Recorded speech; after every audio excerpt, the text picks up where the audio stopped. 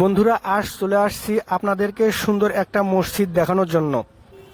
বাইতুল আমান জামে মসজিদ। মসজিদটা খুবই সুন্দর। মসজিদটা হরজতপুরে অবস্থিত। আপনাদেরকে আজ সবই দেখাবো। বাইতুল আমান জামে মসজিদ, এটা হরজতপুরে অবস্থিত। আর মসজিদটা অনেক সুন্দর। মসজিদের সামনে সুন্দর একটা বাগান রয়েছে।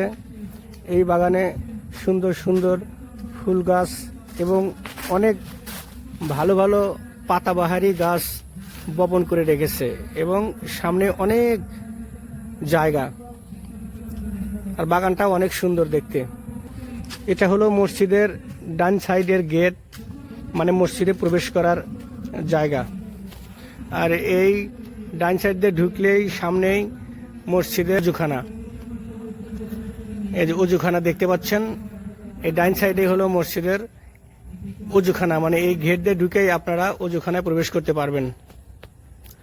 আর এত সুন্দর মসজিদ না দেখলে আর বিশ্বাস হতো না। শুধু শুনেছি, আসা হয়নি, তাই দেখতে চলে আসলাম যে আসলেই মসজিদটা অনেক সুন্দর। আর মসজিদের ভিতরেও অনেক জায়গা দেখছি। এখানে অনেক মুসল্লি একসাথে নামাজ আদায় করতে পারেন। আর মসজিদটা এত সুন্দর পরিষ্কার, যা না দেখলে বিশ্বাস করতে পারতাম না।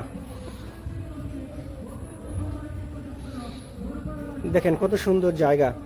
মসজিদের সামনে যে এত সুন্দর জায়গা করে রেখেছে মুসল্লিদের নামাজ পড়ার জন্য। আসলে অনেক বড় মসজিদ তো, তাই অনেক মুসল্লির জন্য নামাজের ব্যবস্থা এই জায়গায় করে রাখা আছে। আর এই মসজিদটা হরজতপুরে অবস্থিত।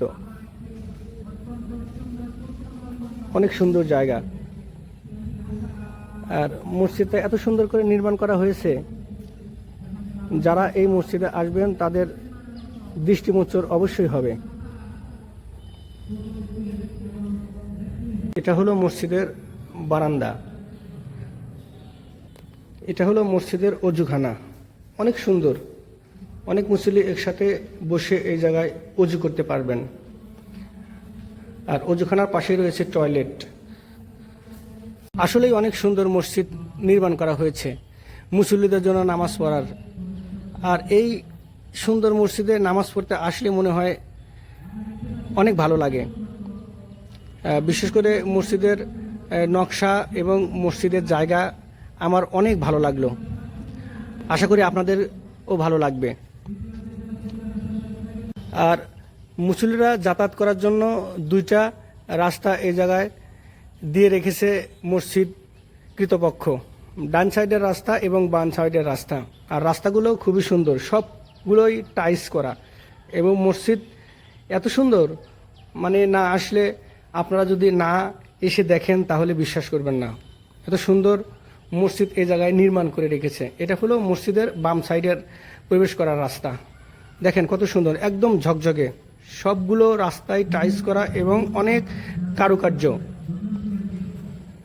আর মসজিদের সামনে যে খোলা জায়গাটা রেখেছে, এই জায়গাতেও মুসল্লিরা নামাজ আদায় করে থাকে। কারণ জুম্মার নামাজের দিন অনেক মুসল্লি এই জায়গায় একসাথে নামাজ পড়তে পারে। আর এই মসজিদটা এত সুন্দরভাবে নির্মাণ করা হয়েছে যে কেউ আসলে এই মসজিদ দেখতে তার দৃষ্টিগোচর অবশ্যই হবে। এক কথায় বলতে গেলে মসজিদটা অনেক সুন্দর। এরকম একটা সুন্দর মসজিদ নির্মাণ করা হয়েছে শুধু মুসল্লিদের নামাজ আদায় করার জন্য। মসজিদের সামনে সুন্দর নাম প্লেট করে রেখেছেন আমানুল্লাহ আমান, সাবেক মন্ত্রী ও এমপি। বাইতুল আমান জামে মসজিদ।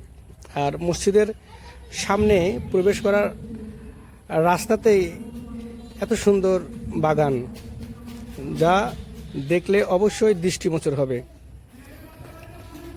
আর বাগানগুলো এত সুন্দর করে পরিচর্যা করা হয়, অনেক সুন্দর।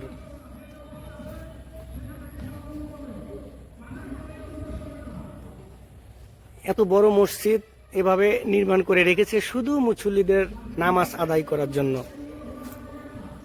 অনেক সুন্দর মসজিদ। মসজিদের আশপাশটা এত সুন্দর করে ঘেরাও করে রেখেছে, যা অনেক ভালো লাগে। আপনারা ইচ্ছা করলে চলে আসতে পারেন এই হযরতপুরে আসলে আপনারা এই মসজিদটা দেখে যেতে পারেন। আর এত সুন্দর মসজিদ যদি দেখতে চান তাহলে অবশ্যই চলে আসবেন এই হযরতপুর।